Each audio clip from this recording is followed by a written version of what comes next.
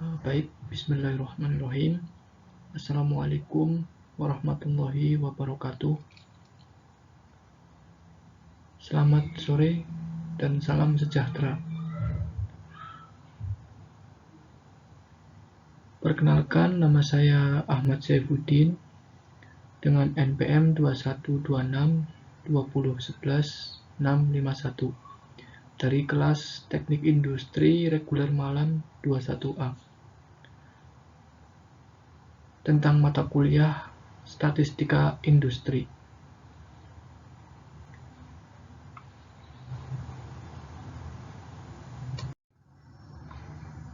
Baik, di sini saya akan memaparkan materi tentang pengertian Di sini saya akan memaparkan materi tentang teknik pengambilan sampel. Baik, langsung saja. Yang pertama, pengertian teknik pengambilan sampel. Teknik pengambilan sampel merupakan bagian dari suatu populasi penelitian yang digunakan untuk menjawab hasil dari suatu penelitian. Sedangkan teknik pengambilan merupakan cara atau metode yang digunakan dalam pengambilan sampel tersebut. Jadi, teknik pengambilan sampel adalah suatu cara atau teknik yang digunakan dalam menentukan sampel penelitian.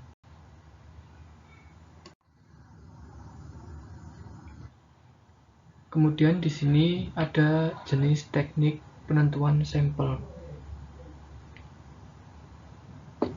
Tentang jenis teknik penentuan sampel terbagi menjadi dua, yaitu teknik pengambilan acak dan teknik pengambilan non-acak.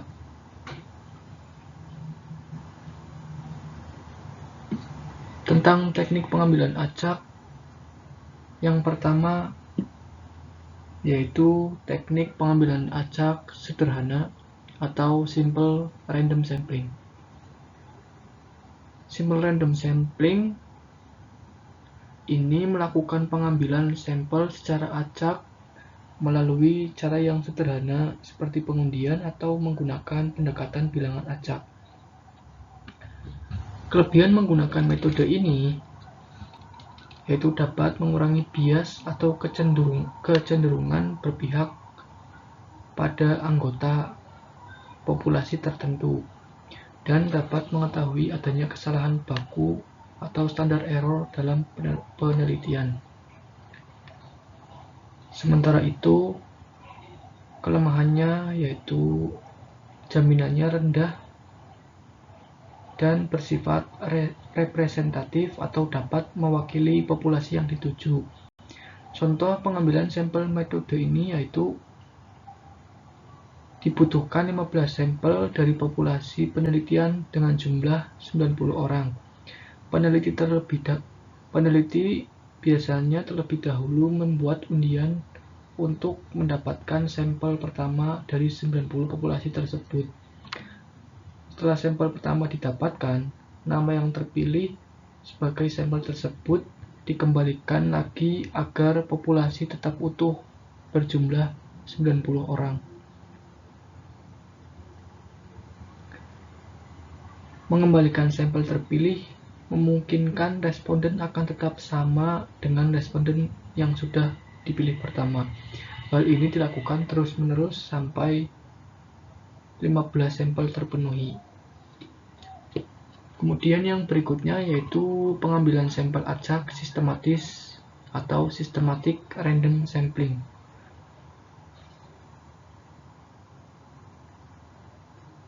Pengambilan sampel ini menetapkan sampel awal secara acak, kemudian sampel dipilih berdasarkan pola tertentu.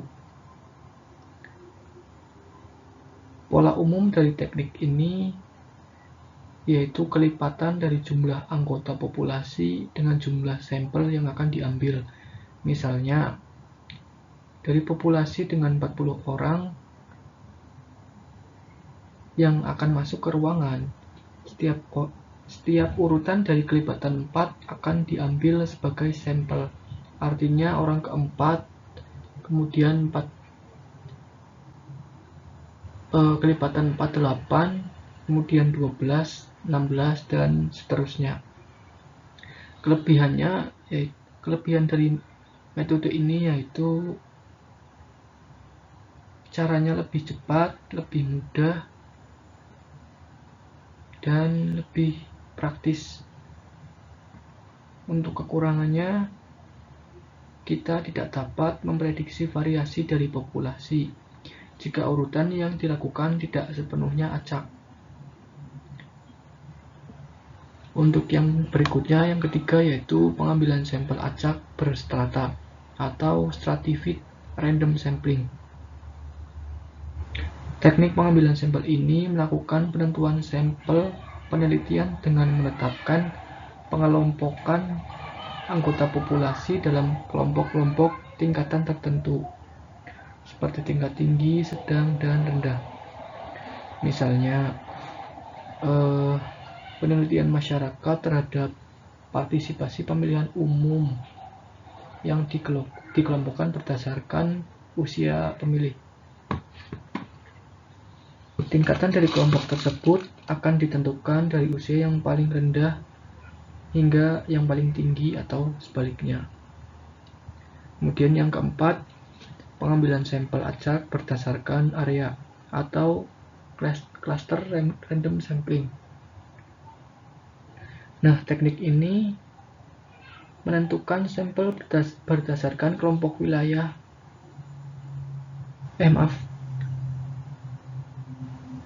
Nah, teknik sampel ini menetapkan pengelompokan anggota populasi dalam kelompok-kelompok tingkatan tertentu seperti tingkat tinggi, sedang, dan rendah.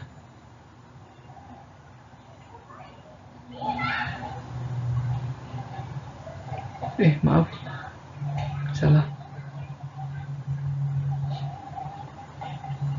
Pengambilan sampel acak berdasarkan area atau wilayah ini berdasarkan kelompok wilayah dari anggota populasi penelitian. Pada teknik ini, subjeknya akan dikelompokkan menurut tempat domisili anggota populasi. Tujuannya agar peneliti dapat membagi bagian-bagian yang berbeda di dalam suatu wilayah tertentu. Contohnya, peneliti ingin mengetahui tingkat partisipasi masyarakat Yogyakarta terhadap program pemerintah. Peneliti akan menentukan sampel dari wilayah-wilayah yang tersebar di kota Jogja, baik pada tingkat kecamatan, desa, hingga dusun.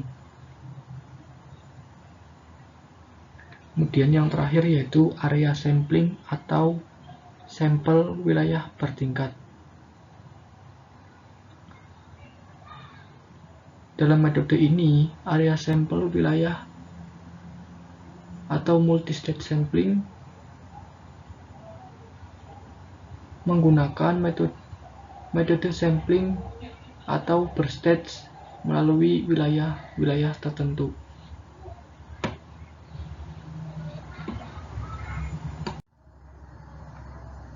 Kemudian yang kedua, ada teknik pengambilan sampel tidak acak atau probability sampling atau juga non-random sample. Yang pertama yaitu purposive sampling. Teknik ini penentuannya didasarkan pada pertimbangan peneliti mengenai sampel-sampel mana yang paling sesuai. Teknik pengambilan sampel ini cenderung lebih tinggi kualitas sampelnya karena peneliti telah membuat kisi-kisi atau batas berdasarkan kriteria tertentu yang akan dijadikan sampel penelitian. Misalnya didasarkan pada ciri demografi, gender, jenis kelamin, pekerjaan, umur, dan lain sebagainya. Kelebihan dari purposive sampling ini diantaranya dapat dengan mudah terpenuhi. Sampel dapat bersifat lebih relevan dengan desain penelitian. Cara ini cenderung lebih murah dan mudah untuk dilaksanakan. Sementara itu kekurangannya tidak ada jaminan bahwa sampel dapat mewakili populasi yang ditentukan. Dan yang kedua, snowball sampling, atau dikenal dengan teknik sampel bola salju. Teknik ini menentukan sampel berdasarkan wawancara dengan sampel sebelumnya atau dengan cara korespondensi. Teknik ini sangat cocok untuk penelitian mengenai hal-hal yang sifatnya sensitif dan membutuhkan privasi tingkat tinggi. Contohnya, kekerasan seksual, penderita HIV, kelompok waria, kelompok LGBT, serta banyak lainnya. Kemudian yang ketiga yaitu accidental sampling. Teknik ini menentukan sampel secara sengaja. Peneliti mengambil sampel pada orang yang kebetulan ditemuinya pada saat itu. Contoh saja,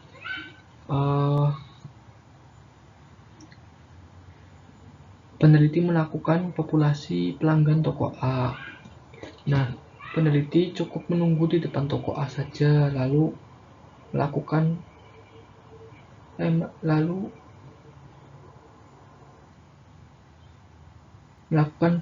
transaksi jual beli di toko A tanpa melihat umur, gender, profesi, dan lain sebagainya. Yang keempat yaitu kuota sampling. Teknik pengambilan sampel ini dilakukan dengan menentukan kuota atau jumlah dari sampel penelitian terlebih dahulu. Prinsipnya sama dengan accidental sampling yang ketiga. Tetapi peneliti menetapkan terlebih dahulu jumlah sampel yang akan diperlukan.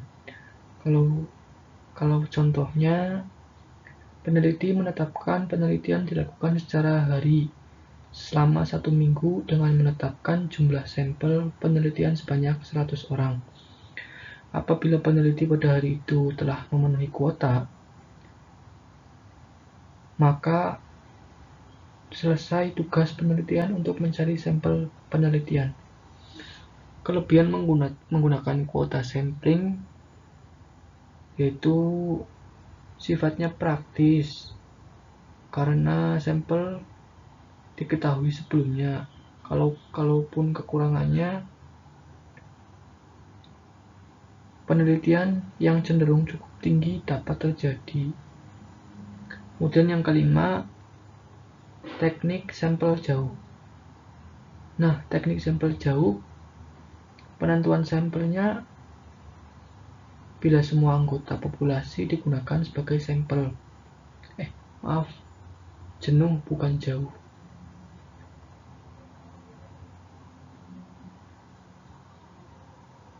Sampling jenuh berbeda dengan sensus. Karena sensus populasinya besar sedangkan sampling jenuh relatif kecil. Kelebihan dari teknik sampling jenuh adalah mudah, praktis, murah, dan tidak memerlukan waktu untuk pengumpulan data sampel. Untuk kelemahannya,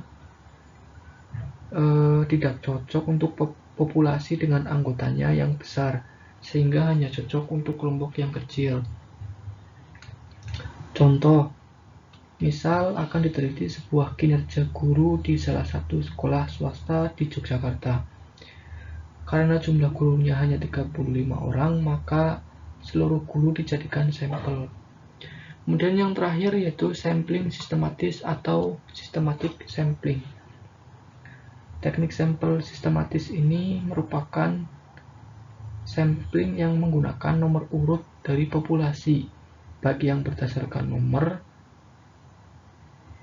atau identitas tertentu.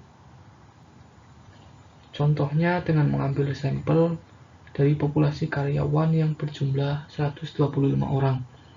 Nah, 125 orang ini diurutkan berdasarkan absensi. Peneliti bisa menentukan sampel yang diambil berdasarkan nomor genap atau ganjil, atau bisa juga kelipatan 2, 4, 8, 16, dan seterusnya. Kemudian pemilihan jenis teknik penetapan sampel. Tahapan yang perlu dilakukan dalam pengambilan sampel, yang pertama mendefinisikan populasi yang akan diamati, kemudian menentukan kerangka sampel dan kumpulan semua peristiwa yang mungkin terjadi. Kemudian yang ketiga yaitu menentukan teknik atau metode sampling yang tepat. Yang keempat, melakukan pengambilan sampel atau pengumpulan data. Dan yang kelima, melakukan pemeriksaan ulang pada proses sampling.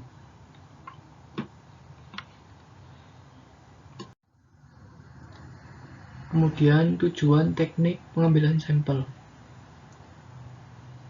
Tujuan teknik pengambilan sampel yaitu yang pertama untuk mendapatkan data yang lebih akurat. Namun nggak selalu akurat ya, masih ada kaitannya dengan populasi yang menjadi sasaran suatu penelitian. Kemudian bertujuan untuk memberikan informasi yang berhubungan dengan populasi yang ingin diteliti. Dan yang ketiga, dapat dijadikan sebagai pedoman atau acuan di dalam mengambil suatu keputusan.